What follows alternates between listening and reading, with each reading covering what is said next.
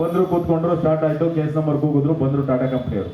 ನಾವು ಮತ್ತೆ ಅವ್ರನ್ನೆಲ್ಲ ಕೇಳಿದ್ವಿ. ಅಲ್ಲಿ ಟಾಟಾ ಕಂಪ್ನಿಯವರು ಒಬ್ಬರೇ ಲಾಯರ್ ಬಲ್ಲ, ಸುಮಾರು 20 ಜನ ಲಾಯರ್ಗಳು ದಾಖಲೆಗಳ ಸಮೇತ ಬಂದು ಕೂತಿದ್ರು. ನಾವು ಅವನ್ನೆಲ್ಲ ನೋಡಿದ್ವಿ, ಕೇಳಿದ್ವಿ ಅವ್ರನ್ನ, ಏನು ಇಷ್ಟೊಂದು ಜನ ಬಂದವರು ಅಂದ್ರೆ ಏನು ಆರ್ಗ್ಯುಮೆಂಟ್ ಮಾಡ್ತಾರೆ ಅಂತ ನಮ್ಮ ತಲೆಯಲ್ಲಿ. ಯಾಕಂದ್ರೆ ಕೋರ್ಟಲ್ಲಿ ನೋಡಿದೀವಲ್ಲ, ಕೋರ್ಟಲ್ಲಿ ವಕೀಲರೆಲ್ಲ ಸಿದ್ಧವಾಗಿ ಬಂದ್ರೆ ಜಡ್ಜ್ ಹತ್ರ ವಾದ ವಿವಾದ ನಡೆಯುತ್ತೆ.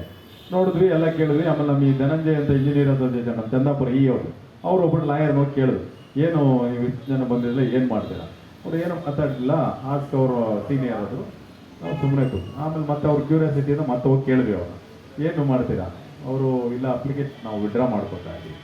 ನಾವು ಇಷ್ಟೊಂದು ಜನ ಬಂದವರು ವಿಡ್ರಾ ಮಾಡ್ಕೋತಾರೆ ಅಂದರೆ ಒಂದು ಕಡೆ ಆಶ್ಚರ್ಯನೂ ಆಗ್ತಾ ಇದೆ, ಇನ್ನೊಂದು ಕಡೆ ಗಲಿಬಿಲಿನೂ ಆಗ್ತಾ ಇದೆ. 20 ಜನ ಲಾಯರ್ ಬಂದ್ಬಿಟ್ಟು ನಾವು ಕೇಸ್ ವಿಡ್ರಾ ಮಾಡ್ಕೋತೀವಿ ಅಂತ ಯಾರು ನಂಬಕ್ಕಾಗಲ್ಲ. ಸರಿ ಆಯಿತು ನೋಡೋಣ ಅಂತ ಕೂತ್ಕೊಂಡ್ವಿ. ಸ್ಟಾರ್ಟ್ ಆಯಿತು, ಕೂಗಿದ್ರು, ಬಂದರು ಜಡ್ಜಸ್ ಎಲ್ಲ ರವಿಕುಮಾರ್ ಅಧ್ಯಕ್ಷತೆಯಲ್ಲಿ ಕರೆದ್ರು. ಒಬ್ಬ ಲಾಯರ್ ಇದ್ದು ಯಂಗೆಸ್ಟ್ ಹೋದ್ರು. ಹೋಗ್ಬಿಟ್ಟು ಪ್ರೊಸೀಡ್ ಅಂತ ತಕ್ಷಣ ಅವ್ರು ಹೇಳಿದ್ರು, ಇಲ್ಲ ಸರ್, ವಿಡ್ರಾ ದಿ ಅವರ್ ಅಪ್ಲಿಕೇಶನ್. ವೈ ಅಂತ ಕೇಳಿದ್ರು. ಅವ್ರು ಸಮ್ ಏನೋ ಟೆಕ್ನಿಕಲ್ ರೀಸನ್. ಹೌದಾ? ಆಮೇಲೆ ಅವರು ನೀವು ರೈಟಿಂಗಲ್ಲಿ ಕೊಡಬೇಕು ಅಂತ, ಗಿವ್ ಇಟ್ ಇನ್ ರೈಟಿಂಗ್ ಅಂತ ಅಂದ್ರು. Yes sir, I will put the affidavit ಅಂತ ಲಾಯರ್. ಅದೇ ಮುಗಿದೋಯ್ತು, 1 ನಿಮಿಷ ಆಯ್ತು. ಇವಾಗ ಅರ್ಜೆಂಟ್ ಅಂದರು, ಮುಗೀತು. ನಮ್ಮನ್ನೆಲ್ಲ ನೋಡಿದ್ರೆ ಹಿಂಗೆ, ಏನು ಇಷ್ಟೊಂದು ಜನ ಬಂದಿದ್ದೀರಾ ಅಂತಂದ್ರು. ನಾವೇನು ಮಾತಾಡಲ್ಲ, ಸುಮ್ಮನೆ ಇದ್ವಿ. ಆಯ್ತಪ್ಪ, ಆಲ್ ದಿ ಬೆಸ್ಟ್ ಅಂದ್ಬಿಟ್ಟು ಅವ್ರು ವರ್ಕ್. ಆಮೇಲೆ ನಾವು ಅಧ್ಯಕ್ಷರಿಗೆ ಮಾತಾಡಿದ್ವಿ, ಗೋಟಕ್ಕೆ ಹೋದ್ವಿ, ಮೆಸೇಜ್ ಹಾಕಿದ್ವಿ. ಇಡೀ ರಾಜ್ಯಾದ್ಯಂತ ಇವತ್ತು ಎಲ್ಲರಲ್ಲೂ ಮನಸ್ಸಲ್ಲೂ ಕೂಡ ಉಲ್ಲಾಸ ಮತ್ತು ಉತ್ಸಾಹ ಮೂಡಿದೆ. ವಾಸ್ತವವಾಗಿ ನಾವು ಅಲ್ಲಿ ಇದ್ದವ್ರಿಗೆ ಏನಾಯ್ತು, ಒಂದ್ಸಲ ಆಶ್ಚರ್ಯ ಆಯ್ತು. ಏನು ಇವು ಟಾಟಾ ಕಂಪ್ನಿಯವ್ರು ಬಂದರು, ಪರವಾನಿಗೆ ಅರ್ಜಿ ಹಾಕಿದ್ರು, ಅಲ್ಲೆಲ್ಲ ಡಿಸ್ಟ್ರಿಬ್ಯೂಷನ್ ಮಾಡ್ತವ್ರೆ, ಬೇರೆ ಬೇರೆ ರಾಜ್ಯಗಳಲ್ಲಿ ಮಾಡ್ತವ್ರೆ, ನಮ್ಮಲ್ಲೇನು ಇಷ್ಟು ಈಸಿಯಾಗಿ ಹೋಯ್ತಲ್ಲ, ಇವ್ರೇನು ವಿಡ್ರಾ ಮಾಡ್ಕೊಂಡ್ಬಿಟ್ಟಲ್ಲ ಅಪ್ಲಿಕೇಶನ್ ಅನ್ನೇ. ಸರ್ಕಾರ ಕೊಡೋದಿಲ್ಲ, ಸರ್ಕಾರದ ತೀರ್ಮಾನ, ನೌಕರರ ತೀರ್ಮಾನ, ಸರ್ಕಾರ ನಿಮ್ ಜೊತೆ ಇದೆ ಅಂತೇಳಿ ಮಾನ್ಯ ಮುಖ್ಯಮಂತ್ರಿಗಳು KERC ಚೇರ್ಮನ್ ಮತ್ತೆ ಎಲ್ಲ ಪದಾಧಿಕಾರಿಗಳನ್ನ ಕರೆಸಿ ಮೀಟಿಂಗ್ ಕೂಡ ಮಾಡಿದ್ರು. ಅಂದ್ರೆ ಸರ್ಕಾರ ಟಾಟಾ ಕಂಪನಿಗೆ ಸಹಕಾರ ನೀಡೋದಿಲ್ಲ ಅಂತೇಳಿ ಅವ್ರಿಗೆ ಅರಿವಾಗಿದೆ.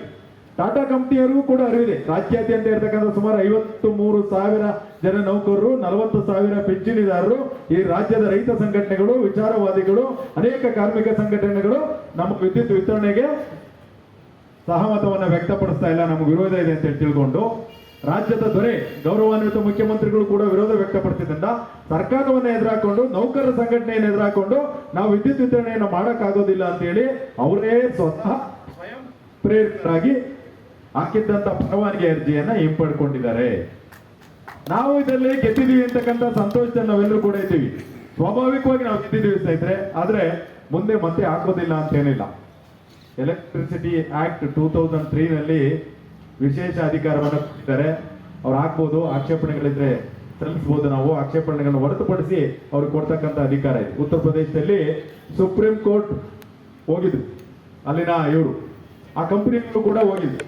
ಆದ್ರೆ ಸುಪ್ರೀಂ ಕೋರ್ಟ್ ಆ ಕಂಪನಿಯವರ ಮಾನ್ಯತೆಯನ್ನ ಎತ್ತಿ ಹಿಡಿತು. ಈ ನಿಟ್ಟಿನಲ್ಲಿ ನಾವೆಲ್ಲರೂ ಕೂಡ ಜಾಗೃತರಾಗಿರ್ಬೇಕು. ಮುಂದೆ ಯಾವಾಗ ಅಪಾಯ ಬರುತ್ತೋ ನಮಗೆ ಗೊತ್ತಿಲ್ಲ. ಟಾಟಾ ಒಬ್ಬರೇ ಇಲ್ಲ, ರಿಲಯನ್ಸ್ ಇದ್ದಾರೆ, ಅದಾನಿ ಇದ್ದಾರೆ, ಟೊರಾಂಟೋ ಇದ್ದಾರೆ, ಇನ್ನು ಅನೇಕ ಕಂಪನಿಗಳು ವಿದ್ಯುತ್ ಅನ್ನು ಉತ್ಪಾದನೆ ಮಾಡಿ ಮಾರಾಟ ಮಾಡೋದಕ್ಕೆ, ಪ್ರಸರಣ ಮತ್ತು ವಿತರಣೆ ಮಾಡೋದಕ್ಕೆ ಸಿದ್ಧವಾಗಿದ್ದಾರೆ.